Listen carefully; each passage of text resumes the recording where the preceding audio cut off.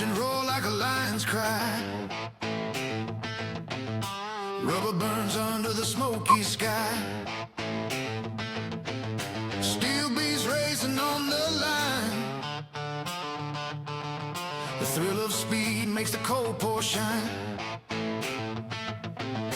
Welcome to Pit Lane Paul, where the engines scream and the spirits soar. Grab a drink, feel the thunder roar. This is the place you've been looking for. You've been looking for. And welcome to Pit Lane Pour. You got Michael here, you got Tim here, you got myself, Sean. So let's go into let's introduce Formula E to everybody. I mean, we didn't know really what it was or the rules until we looked it up. So let's just hop on in there. I mean, let's just give a general, what'd you guys think of the first race? I know we've all watched it. I did not get to watch it yet. I'm sorry. I will admit. I know. What? Tim, what'd you think of the race? I thought it was very interesting. I really like the whole concept of how they have to either conserve the battery or they're going full attack mode with the battery and how they balance that out. Because with being able to slip through certain areas and getting their like little attack time or extra boost, it was really neat to see how quickly they can move up the order. So I was very intrigued. And man, I tell you, something else I found interesting was how much contact they can actually make between those cars compared to a regular Formula One car. And it didn't really affect the handling of the car or anything that much. Like they were wheel banging pretty hard. It was pretty intense. I mean, shit. Compared to Formula One, I mean, it took a little time getting used to the whole like electric engine sounding. Yeah, Like, I don't like that. it's not my favorite, but I mean, like how more competitive they were with like moving around and like passing each other and stuff. Super exciting, which is kind of why we've decided to make this little video here for you guys on how Formula E works and how it is and all the rules and the basics of it. So that way you can kind of feel it out and feel how maybe you might like Formula E. Yeah. So And- what's up, Tim? Go ahead. I was going to say, go ahead and tell the viewers where they can actually watch this because it's not really shown on a lot of different things. No, so it's pretty cool. So I was curious because it's off season. I was like, well, where can I watch Formula E? Formula E just started. It started right after Formula One did. So I was like, where can I watch? So I just typed it into Google and was like, where can I watch Formula E? Well, you can watch it from a couple different places. In the US, the most like common place that you can really find it is Roku. Roku is pretty easy to find it at. But there's just a few different spots. You gotta just Google it and find it, depending on your country and where you're at. But United States wise, Roku is pretty easy. You can go back and you could rewatch the race after it was already over. You could skip in between. I mean, it was pretty cool. So what is Formula E? Michael, you want to give us what is Formula E? So what is Formula E? Formula E. The world's premier all-electric single-seater motorsport championship. So pretty And much it's started in September 2014 in Beijing, China. so pretty much it's an electric Formula One car. That's right up your alley, Sean. I mean, we all know, no, it's not up my alley. It's up Tim's alley because we all know he loves them EVs. No, sir. Hey, you got a soft spot for them EV Jeeps that you've been eyeing to get one day. One day. But I mean, it's pretty cool. I mean, it's all electric. I mean, no gas, just a battery. Hell, cool part about it for me was the fact that they pass more. There's a little bit more excitement in that area. It's rules wise and how it works. It's a race with a duration of 45 minutes plus one extra lap. And extra laps can be added for safety car periods. So if there's a wreck or anything, they can add a couple laps if they need to. Energy management is pretty critical, which is what Tim was talking about a little bit ago at the beginning. If you don't follow it, I mean, it's like fuel. If you don't put enough fuel in the car, you ain't going to go. So if you use up too much of your battery too soon, or you don't charge the battery before the race, you ain't going nowhere. Um, so the battery has to be balanced. You have to balance it for the whole entire race, which is, again, like fuel. I mean, it's not like NASCAR where you can just come into the pits and refuel real quick and then go back out. Tim, you want to talk about a little bit about the qualifying? Yeah, so this is really interesting. They do it in group stages, right? And that's all based on the championship order. So basically, we got in group one, it would be your top 10 racers, and they're trying to get the fastest lap possible. And then they have 10 minutes to set that time. Well, at the end of those 10 minutes, then only the top 4 from that group will advance to the next part, like what they call duels. So, And hey, then Tim, yeah, go ahead. real quick fun fact for Yeah. Tim. Last year it was 12 minutes for qualifying, Oh, okay. and so they have brought it down to 10 minutes. I didn't know that. I Nice. figure I'd give you a little fun fact on that one. I Fun know you fact. do. All right, continue, Tim. Sorry. I Now, interrupted group two, they'll do the same thing, and then what you end up with is that they'll face off against each other. So basically, the fastest of group one, they will duel against the fastest of group two, and that will happen for all 4 drivers from each group. And then with the duels, each driver will be on the track with a gap in between each driver. They get 1 lap to fire up the tires, warm them up and everything. And then for 1 lap, they get to try to clock the fastest time compared to the other driver on the track. Well, the winner will then move to the next round. And then the same thing will just keep happening again and again. And then they'll come down to the 2 top drivers, and then they'll do the same process to see who is to qualify for pole. Now, the person that wins the pole position will actually get 3 points, which is different from Formula One because they don't award any points, I don't think, for qualifying on pole position. But I think you might get like a medal or something, maybe. I'm not sure. But basically, that's how they break it down instead of doing the Q1, Q2, Q3, and then knocking off the 5 slowest each time. Unlike Formula One, they actually get better spacing. There's less people on the track, so you don't have people holding you up like you do in Formula One. And you know what? When I was reading the rules and trying to figure it out, it was very complicated to try to think about how it worked. So I literally went back, even though we just watched the race. I already went back and I watched and paid attention, and I was like, damn, this is interesting. I kind of wish that Formula One did something similar, because then you got your top 10 guys are all dueling it out, and then your lower 11 through 20 are dueling it out, and then you eventually have to even it out and see who goes where. So I mean, you could be, I don't know, dead last in Formula One in championship points. So Franco Colapinto, for instance, and you could be dead last, but you have a hell of a rate, hell of a qualifying in the first round. Now you're automatically going to be in the top 8. Mm-hmm. Yeah, Even if you lose out in that first round, you're still going to be top 8 no matter what. I mean, I think that kind of evens out the playing field a little bit more. What do you think, Michael? What do you think on that one? Do you feel like it evens it out, or do you feel like it's...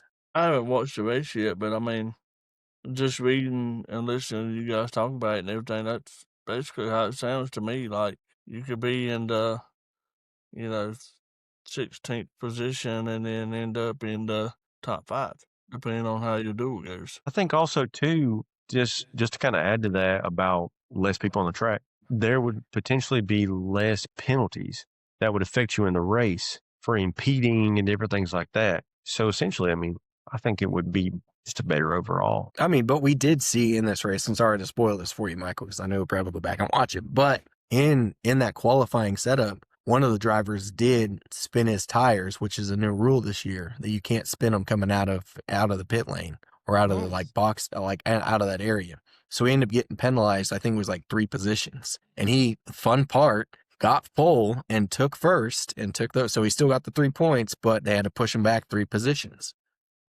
which kind of screwed him in the middle of the race. I mean, because you want to be in that front pole to get all that clean air. So he still got the points, but then had to start in third or fourth. Yeah. See, if that was Formula One, they'd be like, no points for you. You go down to third, and then the next person would advance, and then you know what I mean. So I mean, that's odd. It was interesting, and it's a new rule that they came up with this year compared to last year. Okay. And it was because I found out that the rule came about because there was some guys coming into the pits and spinning their tires to try to warm them up a little bit before going out. And you got to think about safety. I mean, you got all your crew members around, everybody around. You Yeah. get hit somebody, hurt somebody. So in that aspect, I understood it, but I feel like it was more of a controversial thing for them. But that's something we could talk about in another podcast. Speaking of pit crews, did you notice how small the pit crews were? Very small. A lot smaller than Formula One. I mean, even the like in the paddock where you would normally have all your normal like members, like team principals, all those things. It's so much smaller. It's a So lot more room. that's qualifying. So then they have this thing that we're going to eventually, I think, see something similar this year coming up for Formula One. Is it's called attack mode. And attack mode gives the driver a temporary power boost above the normal race power level. But to activate it, you have to leave the racing line and go to an outside time where it's going to cost you some time and maybe a position, and you're going to risk it. And they're only on certain points. So like DRS. So if you're familiar with DRS, it's similar, but you have to go to that off that racing line. So it's a plus and minus. If you do it just right, I've seen a couple videos where if you do it just right, you calculate it, you'll stay in your position and still get that power boost and start it up, the attack mode. But sometimes you lose a position, but even though you lose that position, you're still going to gain like 2 or 3 or 4 more. And so with that, that's what the attack mode is, which is kind of cool. But they have like I said, they have an activation zone. And it's a designated activation zone, which is placed off the optimal racing line, usually on like an outside corner, like a further position, like not the ideal racing line, not a good like apex area. To activate the attack mode, the driver must physically drive through the zone. So they have to slow down, drive through the zone. And this forces a trade-off, which is a short-term loss, like time loss for a long-term power gain. And so how that works is the power increases. So the standard power for the Gen 3 era cars right now is 300 kilowatts. So when you go to attack mode, you're going to get 350 kilowatts of power. So you're going to get 50 extra kilowatts, which in all general, like from watching the race and watching some videos, that 50 kilowatts you could be dead last and go straight to first. Yeah, we saw Because several people do that. Yeah, because there's a time frame for it too, and we'll get to the time frame eventually. The extra power improves your acceleration, your top speed, the overtake potential. I mean, it's crazy, and it's a mandatory usage. So they have to use it up or they're going to get penalized, which I found to be interesting. So you have to use a set number of times during the race too. Yeah, so I mean, so each activation, so every driver gets to use the attack mode and has a set number of times during the race. Each activation has a fixed duration, like 2 to 8 minutes, depending on the event, and a defined number of activations. So 2 activations per race. Sometimes it's only 1 activation. Failing to use all the required attack modes equals a post-race penalty. And I didn't really figure out what those penalties could be. I don't know either. But that's something we can dive into and figure out. But I'm going to guess maybe like a penalty for the next race, like couple grid positions. It's my assumption. Michael, do you know if there's any fun stuff about possibly getting an extra power boost? I'm sorry, ask me that again. Do you know if there's like a fun like way of getting an extra bit of power boost? Yeah, so apparently they have what they call a fan boost. So how that works is you have a fan voting, and the fans vote online via the Formula E website and on the app. Voting tends to open days before the race, and it closes shortly before the race starts. So the top 5 voters get what they call a fan boost. The fan boost apparently increases your power boost level by 50 kilowatts, which you're going from 300 kilowatts to 350 kilowatts which is basically what you have the same in the attack mode. Is there a duration for that? Because I kind of feel like that would be a little crappy to So apparently, each driver that is eligible for it, they get one fan boost activation, which is usually a duration of about 5 seconds. Okay. So I mean that even 5 seconds could be a position. Yeah. I mean, I feel like after watching the race, I mean, that's something interesting. I mean, how do you guys feel about a fan boost? Like, do you think that something like that could be brought into something like Formula One? I don't see how it would be beneficial because you think about it, you're probably gonna have the same,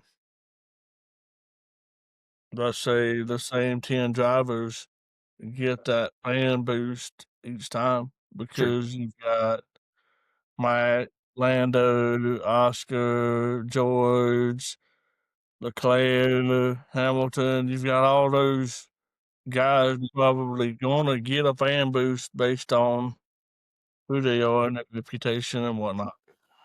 Yeah, I feel the same way. And then you're gonna leave the other half of the teams or the other half of the guys with nothing each time. Do you think you could see something similar, say like, this is just a thought that just popped in my head now.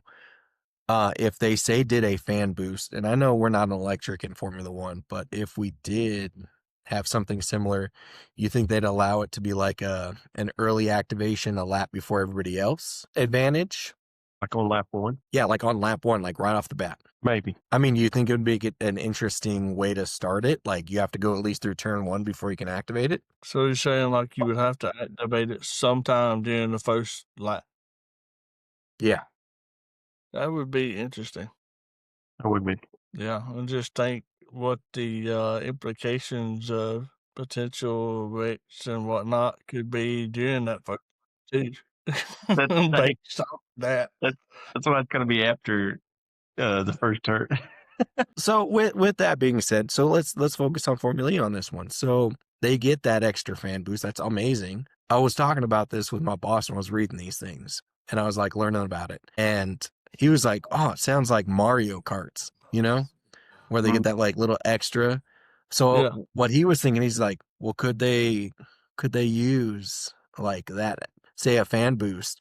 What if they could use it like as a team fan boost and use it against their rival? Would that be interesting to add into Formula E?" That would be interesting. That'd be something we could talk about on another podcast, because that'd be something interesting to look at. Like if one driver was in like 3rd, but the other one was in 8th, could you give it to the driver in 8th to help him get the boost to get up the order? Well, no, I'm like talking like say you're in 3rd position and the team in front of you need to pass them. So that way, say your constructors championship is like so many points away and it's like last race, like or something, and you want to like bump in front of them. What if you could like ding their power level?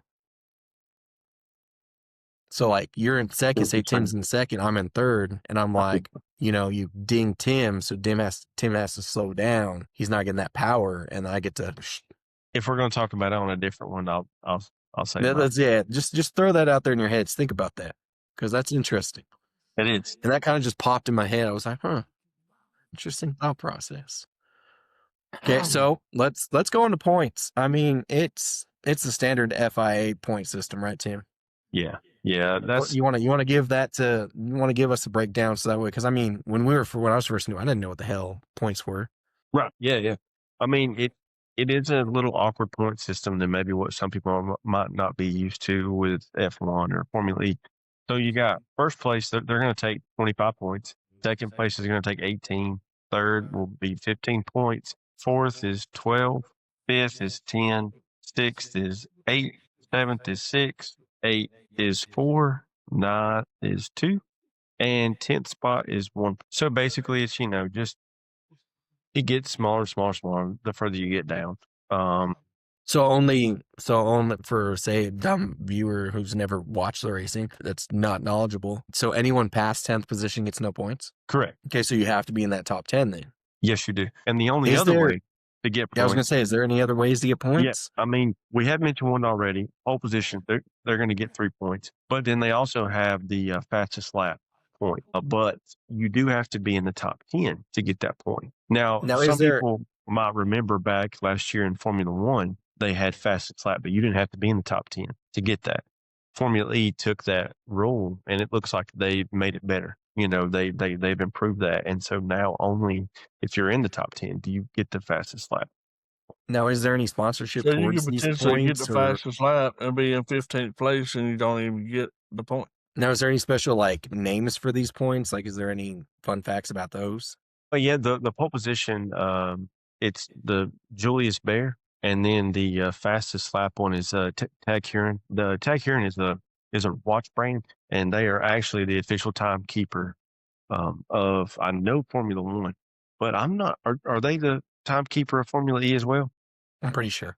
Oh yeah. I didn't Well, even cool. notice the names on there as I was reading all this anyway. Like big dummy. Hey, Sean, do you have any information on Julius Baer and why they decided to name the pole position winner on him?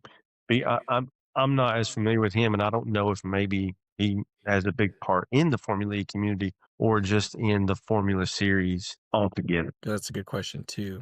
While you're looking that up real quick, each event has 2 practice sessions. Both last 30 minutes. One's on Friday and one's on Saturday. But it's like a double header, which reduces it to just one 30-minute session, which is a lot different, than Formula One. Formula One's got, depending on the weekend, we got free practice 1, free practice 2, free practice 3, and then we've got. So apparently, it's been a 10-year journey. Julius Baer's commitment to electromobility.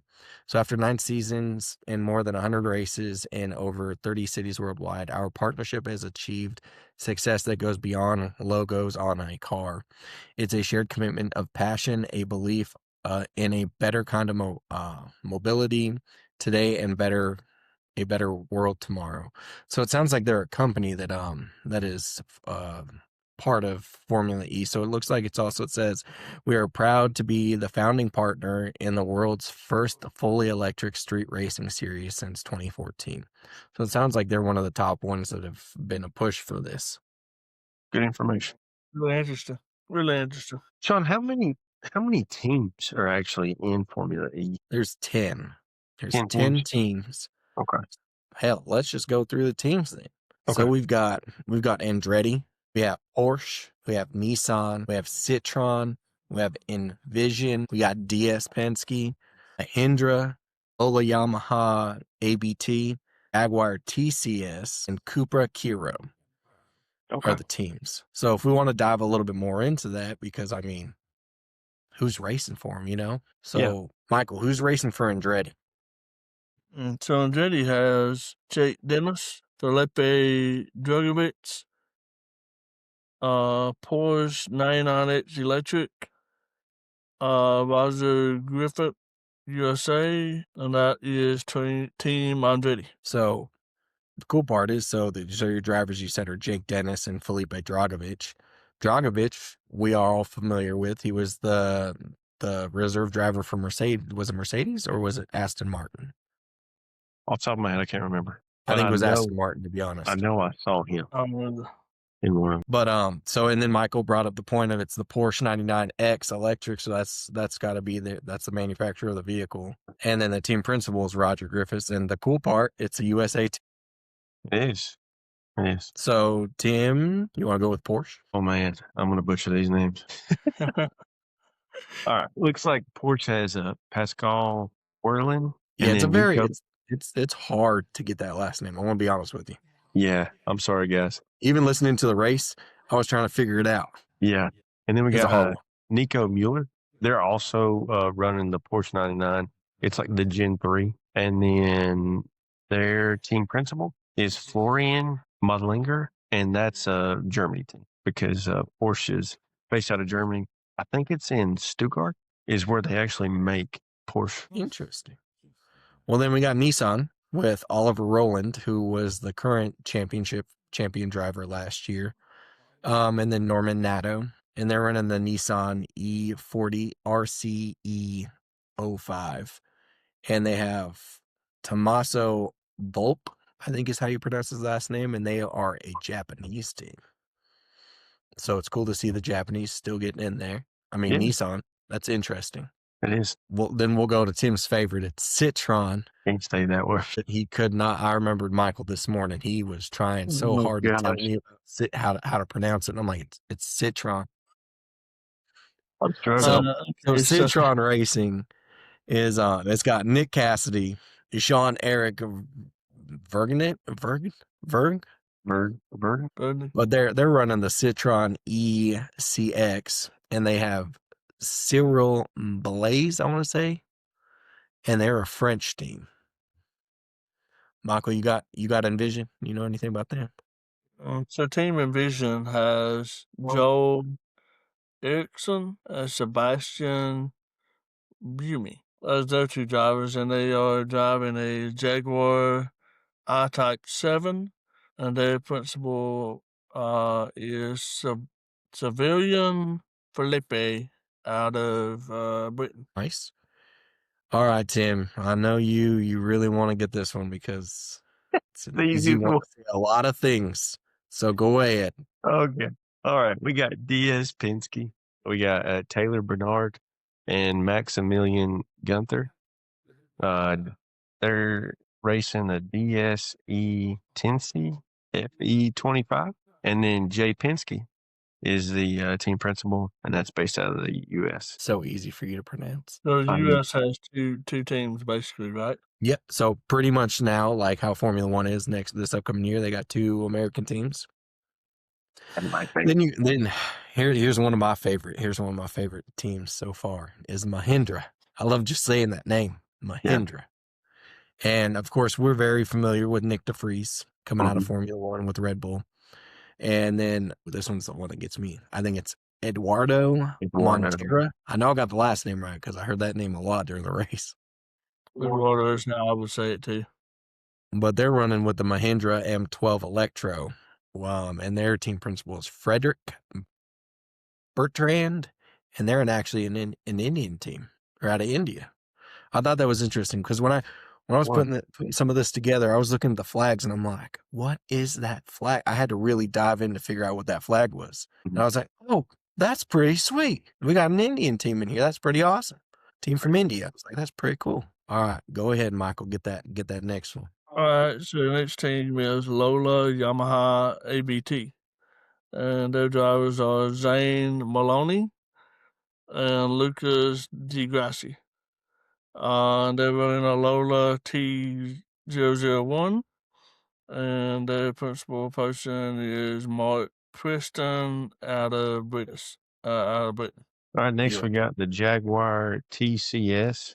We got Antonio Felix Acosta and then Mitch Evans as the drivers. They are powered by a Jaguar I-Type 7 with team principal Ian James, and they're based out of Britain. And then last but not least, Cupra Kiro with their drivers Dan Ticktum, Joseph Maria Marti, and they're running the Porsche 99X Electric with the WCG3. And it's Russell O'Hagan is their team principal, and they're out of the United Kingdom. So with that being said, that's pretty much Formula E in a wrap, in a whole. Yeah. So I find it interesting that the two teams out of Britain are running the same car, the Jaguar I-Type 7. Yeah. Whereas it looks like everybody else is running a different car. Well, the Porsche. 2 or 3 that's running that Porsche engine. And then, but this year, it's fun fact on this is that after this year, they're getting ready to go to the Gen 4 cars next year. So they're having a whole new switch up, start from basic, and to actually talk about the car a little bit so that we can kind of understand it. All the cars are the exact same. They look the exact same. They have everything the similar. The only thing is they got the upgrades of like different power units and different things like that. So pretty much they are the same body style. They are the same every look, but with different, color paint jobs, sponsorships. But it's the internal stuff that matters the most, unlike the external stuff. It's interesting to dive into Formula E. I mean, I've learned of quite a bit after this little first dive in. Is there anything that you guys like, just from what we've talked about today, that you think would be really cool to implement into Formula One? Like maybe something that they're doing in Formula E that you would like, oh man, it'd be kind of neat if they like did this in Formula One or tweak this just a little bit. Oh, 100%. I think they should do the pole position 3-pointer. And I think they should do the Tag Heuer fastest lap as well. I mean, Yeah. with those implications, we could have seen a whole different point system, point setup, and everything of this championship drive out of Formula One, in my opinion. I mean, I also think too, like when you kind of break it all down a little bit, I wouldn't be opposed to them doing a qualifying kind of in the same manner too. I mean, because you think about it, that gives you potential 11 through 20 drivers a chance to possibly be in the top 10. Yeah. Whereas instead of your typical 11 through 20 drivers are typically at the bottom every race. You know what I mean? I think that with like it being 50% battery and 50% engine on the Formula One cars, it would be really cool. Like if we had an activation zone, right? But it was when you came into the pit lane, like right before you go into the pit lane or right when you're coming out, you pass over it. And then it gives you that boost, like boost your engine order. I mean, boost your battery power back to 100%. I think it's going to be interesting because now that we've learned a little bit more about like the attack modes here Yeah. with Formula E, I'm curious to see how it's going to actually work with Formula One. And I think it could be a positive thing, to be honest, after watching the race. Did read something, guys, or I might have actually watched it on F1 TV. You remember how we used to have DRS zones, and it was just like this area you can use your DRS, and then maybe you have 2 activation zones, maybe you got 1 activation zone. But what they actually said is like, okay, I think it's still going to be maybe after lap 2 or whatever that you can even use your boost, but it's just going to be a certain spot on the track. Once you pass that spot, you're allowed to use your boost. You just have to go by that spot, and then you can use it, I guess, the rest of that lap. And then you got to wait till you go back around to that spot again, and then you could use it again or whatever. But yeah, it wasn't going to be zones. It's just a detection point, which is very similar to the way you have to go on the outside of the turn and then grab the power boost. So I think I'm excited now that we're going to be watching Formula E a lot this year. I think it's something we can learn, and we're going to learn a lot more about.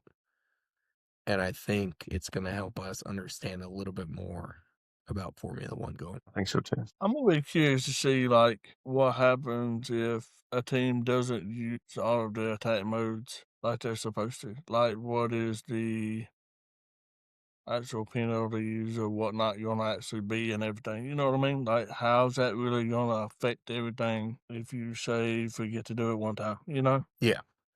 I'm curious too. I mean, because I think that's something you got to think about too as a Formula E driver is you got to look at exactly when you're going to use it and how you're going to use it. Because like I'm sorry, I'm going to spoil the race for you, Michael, but at the end of the race, there was a flag and a few of the drivers had already hit their attack mode and they lost it because they couldn't use it during that time frame. And you have an allotted time frame to use your boost.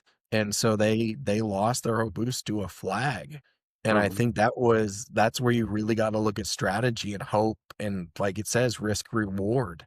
I mean, I thought that was interesting because that really hurt a couple of the drivers in the race because they were making their moves up front. And then, so the ones that didn't use it used it right after the flag and really took over the race and did something with it. John, during that race, did you happen to notice if they ever changed tires? I don't think they so, did. to be honest. I'd have to go back and look at it, but I can't remember. I don't even think they had like an official pit unless something bad happened to a part on the A car. front wing or something like that. I think one of them went in or something like that.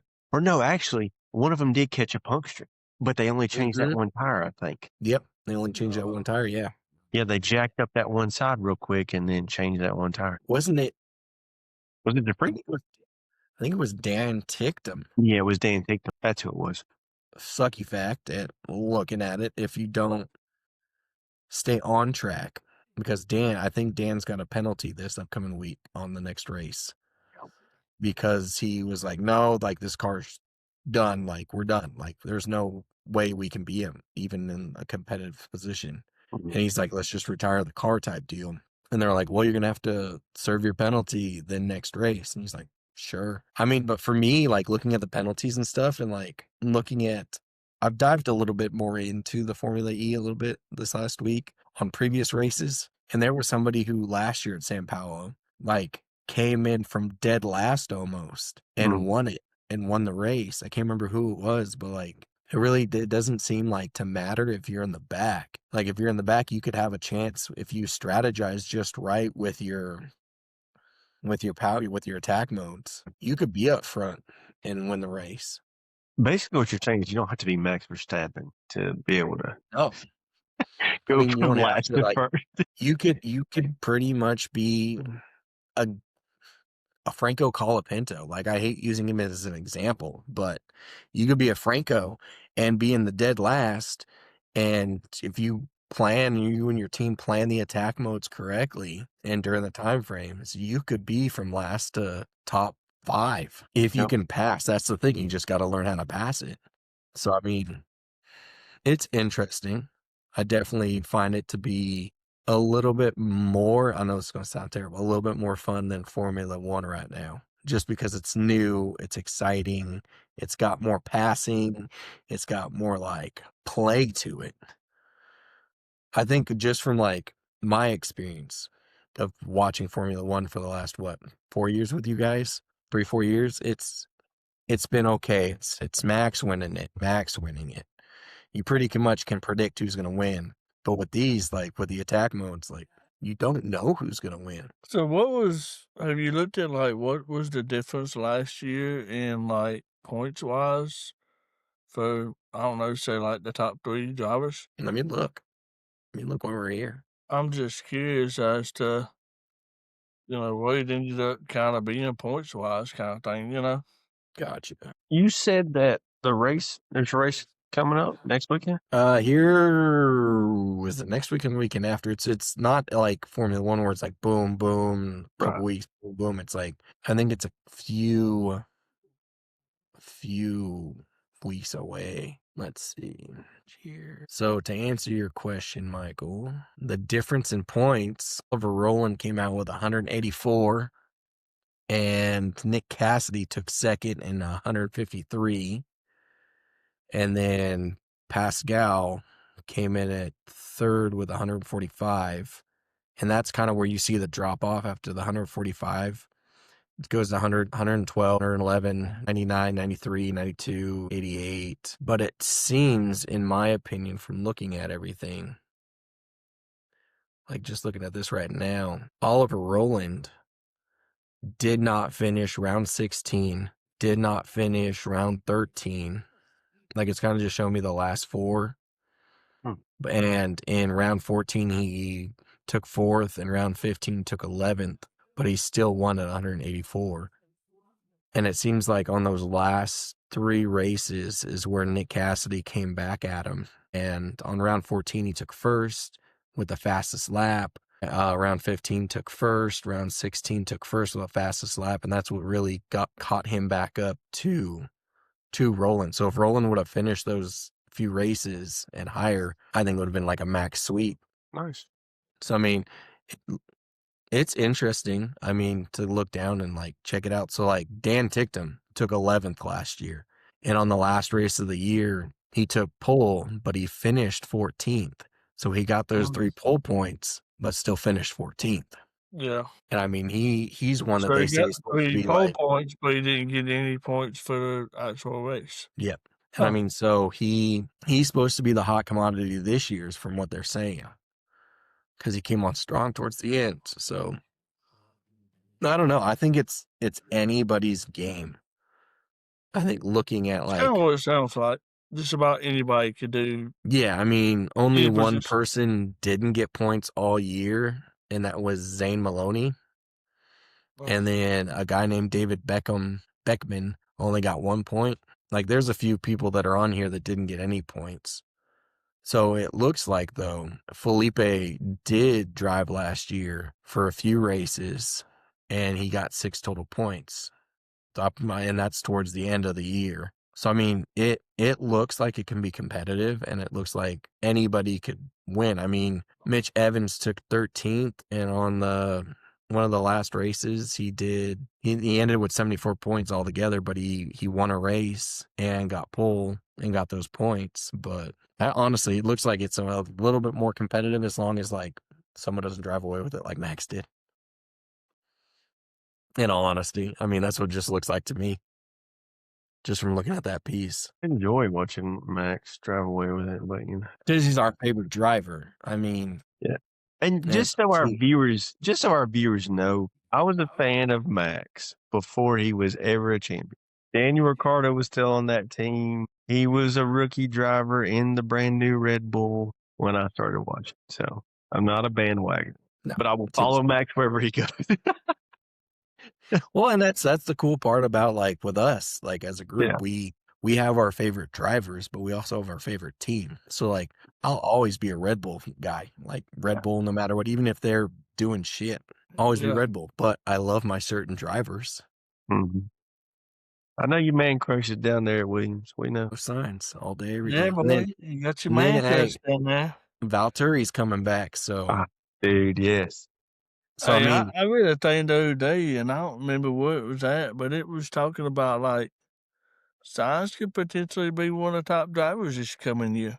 I mean, it's all like it, and it's like with Formula E. It's going to do the same thing next year. Everybody's leveling out and starting a whole new generation of car. Yeah. So It'll be interesting to see, like you were saying earlier about Formula E has their cars this year, and then they're going to another car next year. So it's in a way essentially like what Formula One is from last year to this Mhm. year. That's just a year behind or whatever. It's gonna be interesting to watch and see how things change and pan out, you know? yeah, exactly.